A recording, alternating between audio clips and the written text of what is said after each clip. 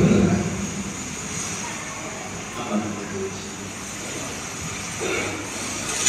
Engineer صاحب حضرت مولانا عبدالمجید ندوی صاحب جو ہمارے اس مدرسے کے خزانچی بھی ہیں اور پہلے دن سے رونق رسمی بھی ہیں. میں آپ سے درخواست کرتا ہوں کہ مدرسے کی جو پہلے دن سے لے کر اب تک جو ترقی ہوئی ہے تعمیری تعلیمی اس سے جو مطمئن ہے مولانا اس کے کچھ تاثرات بیان فرمائیں. السلام علی عبادہ الذین اصطفیٰ اما بعد. قال اللہ تبارک و تعالی فی القرآن المجید بعد اعوذ باللہ من الشیطان الرجیم هل يستوي الذین یعلمون والذین لا یعلمون. قال رسول اللہ صلی اللہ علیہ وسلم عن ابی بکر رضی اللہ عنہ قال سمعت النبی صلی اللہ علیہ وسلم یقول اخدم عالما او متعلما او مستمعا او محبا ولا تكن القامصة والتعلق والقامصة أن تبغض العلم وأهله أو كما قال عليه الصلاة والسلام. حضرات علماء، اساتذہ، عزیز بچوں اور بزرگوں اور بھائیوں، علم ایک ایسا سمندر ہے جس کا کوئی کنارہ نہیں ہے.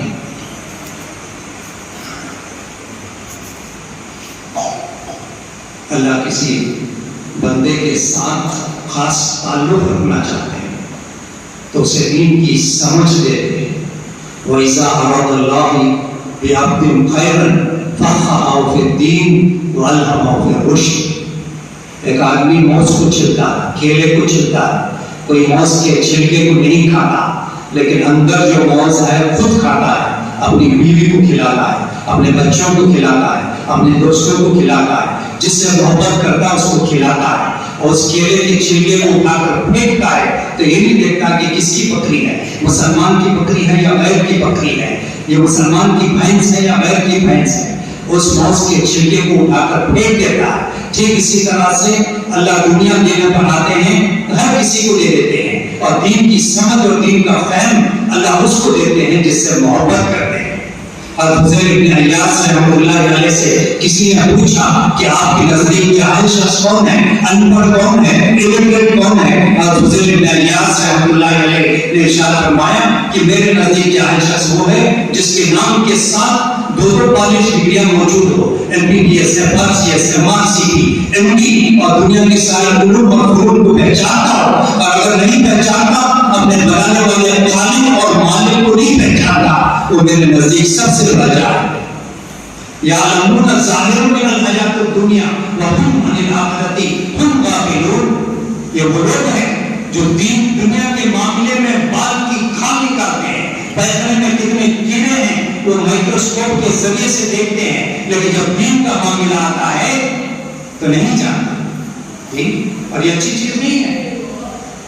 شنکر دیال شرما جو انڈیا کا، ہندوستان کا 9th پریزیڈنٹ تھا، اس نے قرآن پاک پر بڑا گہرا مطالعہ کیا اور کرنے کے بعد اس نے مسلمانوں سے خطاب ہو کر 4 نقطے اور 4 پوائنٹس اس نے رکھا.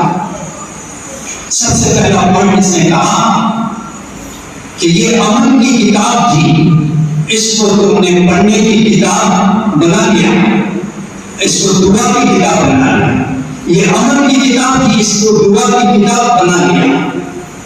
This was a book of action and you made it a book of supplication. یہ امن کی کتاب تھی، اس کو دعا کی کتاب بنا لیا. اور دوسرا پوائنٹ اس نے کہا کہ یہ سمجھنے کی کتاب تھی، اس کو پڑھنے کی کتاب بنا دیا. This was a book of understanding. You made it a book of reading. یہ زندوں کا دستور تھا، ہم نے اس کو مردوں کا منصور بنا دیا. اور یہ قرآن آیا مردہ قوموں کو زندہ کرنے کے لیے، اور ہم نے کیا کر دیا؟ اس کے مردہ قوموں کو بخشنے کے لیے اس کو استعمال کر دیا. اور اس نے آگے چل کر کیا کہا کہ مسلمان افسوس اس پر، قرآن پاک سے ہمارا تعلق کتنا ہے بتائیں؟ اسلام زندہ باد، اسلام زندہ باد، لیکن اسلام میں زندگی میں مردہ باد. بتائیں کتنے طور طریقے ہیں جس سے میں کہہ سکتا ہوں کہ میں مسلمان ہوں؟ جی، جب بچہ پیدا ہوتا ہے تو کیا کرتے ہیں؟ سیدھے کان میں اذان، بائیں کان میں اقامت، اور اس کے بعد اسلام زندہ باد، اسلام زندہ باد۔ میرے گھر میں میرے پاس یہ جگہ نہیں، میں تجھے استعمال کروں گا، میں خود غرض ہوں، میں اپورچونسٹ ہوں، میں اسے تجھے استعمال کروں گا۔ کب استعمال کروں گا؟ جب بچہ بالغ ہو جائے تو اسے کسی قاضی صاحب کے پاس لے جا کر کچھ خیر کے کلمات پڑھ کے اس کا نکاح کروا دوں گا۔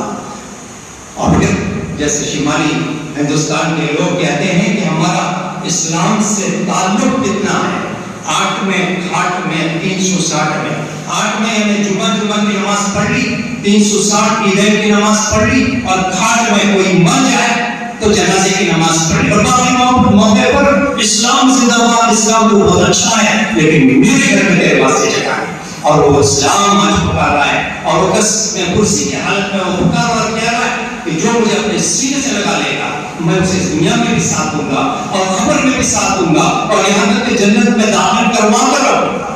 حضرت دائی حلیمہ رضی اللہ عنہ نے اللہ کے رسول صلی اللہ علیہ وسلم کو کیا کیا؟ اپنے گود میں لے لیا، اور آپ کے ساتھ وہ برکتیں اور وہ رحمتیں، آپ کی اونٹنی جو سب سے آخری میں آئی تھی، وہ اونٹنی سب سے پہلے وہ دوڑنے لگی اور سب سے آگے نکل گئی، اور آپ کے جو سہیلیاں تھیں وہ کہنے لگی کہ حلیمہ کیا تم نے سواری کو بدل دیا؟ کہا کہ سواری کو نہیں بدلا بلکہ سوار بدل گیا۔ جی، اور پھر ایک صحابیہ فرماتی ہیں کہ جس گھر میں اللہ کے رسول صلی اللہ علیہ وسلم تھے اس گھر کے چھت پر چاند اور ستارے اتنے نیچے آ گئے تھے، اور ہمارے گھر میں کوئی چراغ کے بغیر ہمارے گھر میں، اور سورج اتنا نیچے کہ ہمارے گھر میں بغیر چراغ کے روشنی ہوگی، اور مجھے اس بات کا ڈر رہا کہ نہیں یہ چاند اور ستارے ہمارے گھر پر ٹوٹ کر گر نہ جائیں۔ آپ کی اونٹنی میں اور آپ کی بکریوں میں برکتیں اور آپ کی زندگی میں برکتیں، یہ کیسے ہوا؟ صرف اور صرف حضرت دائی حلیمہ رضی اللہ عنہ نے اللہ کے رسول صلی اللہ علیہ وسلم کو اپنے گود میں لے لیا، اور اللہ نے ایسی برکتیں اور ایسی نعمتیں، اللہ کے رسول صلی اللہ علیہ وسلم دنیا سے چلے گئے، لیکن آپ کا لایا ہوا دین اس دنیا میں موجود ہے، اور وہ دین کہہ رہا ہے کہ میں یتیمی کی حالت میں ہوں، اور جو مجھے اپنے سینے سے لگا لے گا میں اسے اس دنیا میں بھی ساتھ دوں گا، اور قبر میں بھی ساتھ دوں گا، اور میدان حشر میں بھی اسے ساتھ دوں گا۔ لیکن اس دین کو ہم اپنی زندگی میں لینے کے لیے تیار ہیں، اور میں ہمیشہ کہتا ہوں نوجوانوں سے کہ دیکھو، اگر دین کی محنتیں ان لڑکوں اور لڑکیوں کے اندر نہیں ہوں گے، اور یہ دین کی فکریں نہیں کریں گے، اور دین پر نہیں چلیں گے، اور روگردانی کریں گے، تو پھر ہوگا کیا کہ یہ اسلام کے خلاف تعلیم دینے والے ہوں۔ مولانا عمر صاحب کو یہ ہمیشہ کہا کرتے تھے کہ عربستان سے ہر سال 50,000 لڑکے لڑکیاں انگلینڈ اور امریکہ کی یونیورسٹیز میں بڑے بڑے ڈگریاں حاصل کرنے کے لیے جاتے ہیں، پی ایچ ڈی کرنے کے لیے، MBBS کرنے کے لیے، انجینئرنگ کرنے کے لیے، کیمبرج یونیورسٹی، آکسفورڈ یونیورسٹی۔ اس میں سے ایک سعودی عرب کا ایک لڑکا، اس نے امریکہ کی یونیورسٹی میں وہ انجینئرنگ کیا، اور فائنل ایئر میں اس نے رینک لیا، کالج ڈے کے فنکشن میں اسے بلایا گیا اسٹیج پر، اور گولڈ میڈل ڈالنے کے بعد اس سے مائک دیا گیا تاکہ اپنے ملک کے بارے میں کچھ حالات سنائے۔ اس نے کہا کہ سعودی عرب اور مسلمان آج اس واسطے ناکام ہیں کہ کعبۃ اللہ ہماری ترقی کے لیے رکاوٹ بن چکا ہے۔ کعبۃ اللہ has become a stumbling block in our progress۔ اور اس نے کہا کہ ہر سال اربوں کروڑوں ریال خرچہ ہوتے ہیں حرمین شریفین کی توسیع کے لیے اور پھر حاجیوں کے استقبال کے لیے، لہذا کعبۃ اللہ ہماری ترقی کے لیے کیا بن گیا؟ رکاوٹ بن گیا۔ یہ کون کہہ رہا ہے؟ کوئی غیر مسلمان سعودی عرب کا عرب۔ تو دین زندگیاں میں نہیں ہوں گے تو کیا ہوگا؟ اس دین کے خلاف میری نوجوان کیا کریں گے؟ ایک بات کہہ کے بات ختم کروں۔ ایک صاحب امریکہ سے بنگلور آئے اور بنگلور سے سیدھا وائٹ فیلڈ گئے۔ وائٹ فیلڈ میں سائی بابا کا آشرم ہے، آپ لوگ جانتے ہیں۔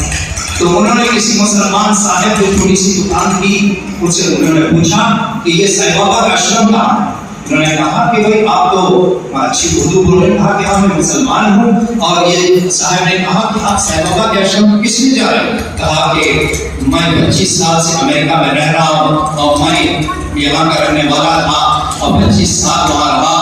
بیوی نے کسی اور کے ساتھ وہ طلاق یعنی وہ بلا لے کر کسی اور کے ساتھ چلی گئی اور بچے 18 سال کے ہوئے. لڑکیاں جو اپنے بوائے فرینڈ کے ساتھ چلی گئی اور لڑکے جو میرے تھے وہ اپنی گرل فرینڈ کے ساتھ چلی گئی اور مجھے چھوڑ دیا اکیلے. اور میں نے 2 مرتبہ خودکشی کرنے کی کوشش کی لیکن ناکام ہوا. اور کسی نے کہا کہ سائیں بابا کے آشرم کو چلے جاؤ اور تمہیں کیا مل جائے گا؟ سکون مل جائے گا. انہوں نے کہا کہ ہمارا جو مرکز ہے کمار پیٹ مرکز نام کا مرکز ہے بنگلور میں, وہاں آپ تشریف لے آئیں. کہا کہ نہیں میں اتنے پیسے خرچہ کر کے آیا ہوں, پھر میں آشرم جاؤں گا. اور پھر دیکھیں گے اس کے بعد 3 دن اس آشرم میں رہے سائیں بابا کے آشرم میں. اور پھر اس کے بعد جب واپس جانے 3 دن کے بعد وہ باہر نکلے, اللہ کا کرنا ایسا ہوا انہی صاحب کا دکان کھلا ہوا تھا. انہی صاحب کے دکان سے سامنے سے گزرے, انہوں نے ان کو سلام کیا, السلام علیکم. انہوں نے وعلیکم السلام کہا کہ 3 دن آپ سائیں بابا کے آشرم میں تھے, اب ہمارے ساتھ مرکز جو یہاں دعوت تبلیغ کا مرکز ہے وہاں چلیں. کہا کہ ٹھیک ہے. وہاں گئے اور پروفیسر نادر علی صاحب کی جماعت جو علی گڑھ مسلم یونیورسٹی کے پروفیسر ہیں, ان کی جماعت وہاں مارکیٹ میں موجود تھی اور ان سے تعارف کروایا گیا. تو پروفیسر صاحب نے کہا کہ آپ ہمارے ساتھ 3 دن رہو. انہوں نے کہا کہ میں کل میری فلائٹ ہے, میں کیسے 3 دن رہوں؟ کہا کہ آپ کی فلائٹ کو آپ پوسٹ پون کر سکتے ہیں, آپ چین سکون کی تلاش میں اتنا لمبا سفر اور اتنے پیسے خرچہ کر کے آئے ہیں. تو بہت منوانے کے بعد انہوں نے کہا ٹھیک ہے. اور 3 دن وہ اس مسجد والے ماحول میں رہے اور رہنے کے بعد انہوں نے کہا کہ چین اور سکون کی تلاش میں بابا اور ماما کے آشرم گیا, چین اور سکون ہی موجود ہے. اللہ کی ذکر اللہ تطمئن القلوب, اللہ کی یاد میں, اللہ کی ذکر میں, اللہ کی یاد میں ذکر.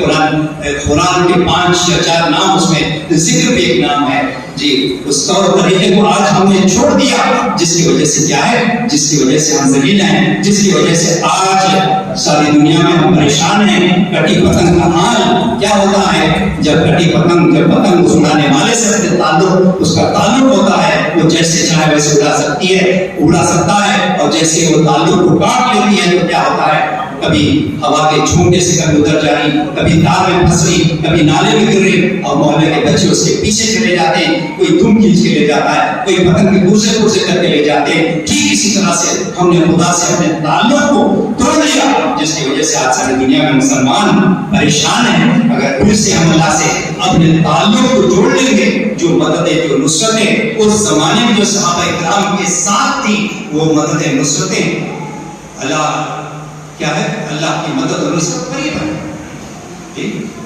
مدد نصر اللہ, اللہ ان نصر اللہ قریب, اللہ کی مدد نصرت قریب ہوگی اور کب آئے گی, جب ہم دین پر چلیں گے. تو بس انہیں باتوں کے ساتھ میں یہ بچے بڑے مبارک اور ان کے لیے میں مبارکباد دیتا ہوں کہ انہوں نے اپنے وقت کو انہوں نے فارغ کر کے اور مدرسے میں خالص یہاں کر کیا کر رہے ہیں, قال اللہ قال رسول اور یہ قرآن پاک کی یعنی سیکھ رہے ہیں. اور وہ اساتذہ کو بھی میں مبارکباد دیتا ہوں جو ان بچوں کی پرورش کر رہے ہیں, ان کی دیکھ بھال کر رہے ہیں.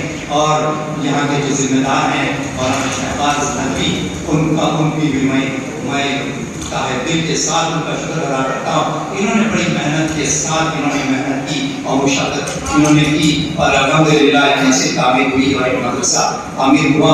بس اللہ سے دعا کریں کہ اللہ اس مدرسے کو دن دگنی رات چگنی ترقیاں